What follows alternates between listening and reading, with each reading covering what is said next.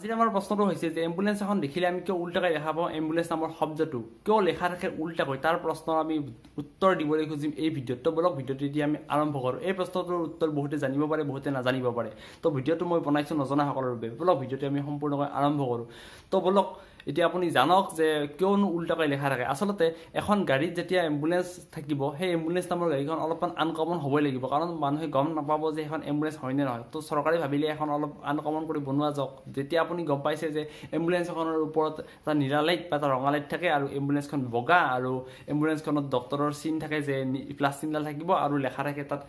ambulance বুলি সেই ambulance শব্দটো কিয় উল্টাকৈ লেখা থাকে তাৰ প্ৰশ্নটোৰ উত্তৰ মই কৈ আছোঁ চাওক তো যেতিয়া আপুনি এম্বুলেন্সখন যাই থাকিব ৰাস্তাৰে এম্বুলেন্সখনটো স্পীডত যাব লাগিব নহয় তেতিয়াহে যাতে অতি সোনকালে ৰোগীজনক নি পেলাই হস্পিটেলত জমা দিব পাৰিব তেতিয়া তেখেতৰ চিকিৎসা আৰম্ভ হ'ব যদি গাড়ীখন আস্তে যায় তেতিয়াহ'লেতো ৰোগীজনৰ আধাতে শেষ হৈ যাব পাৰে আধাতে মেডিকেলত নাপাওঁতে যদি ৰোগীজনৰ কামে খতম হৈ যায় তেতিয়াহ'লে কি হ'ব তো এম্বুলেন্সখন অলপমান স্পীডত যায় সেইটো কাৰণে যাতে তৎকালীনভাৱে তেখেতক নি পেলাই জমা দিব পাৰে তো সেই গাড়ীখনক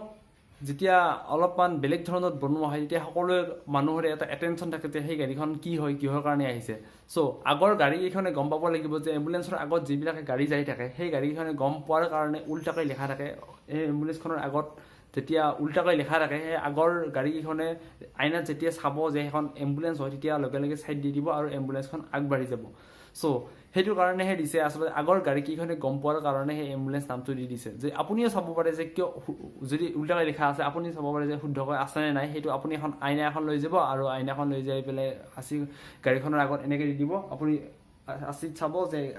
পাছফালে থকা এম্বুলেন্স নামটো একদম শুদ্ধকৈ লিখা আছে তো আপুনি চাগে গম পাইছে কিয় উল্টাকৈ লিখা থাকে কিয় আপুনি উল্টাকৈ লিখা থকাৰ কাৰণ কি তো যদি ভিডিঅ'টো চাই ভাল লাগিছে লাইক কৰিব কমেণ্ট কৰিব ছাবস্ক্ৰাইব কৰিব আৰু মোৰ চেনেলত এনে ছাবস্ক্ৰাইবাৰ কম যদি ছাবস্ক্ৰাইবাৰ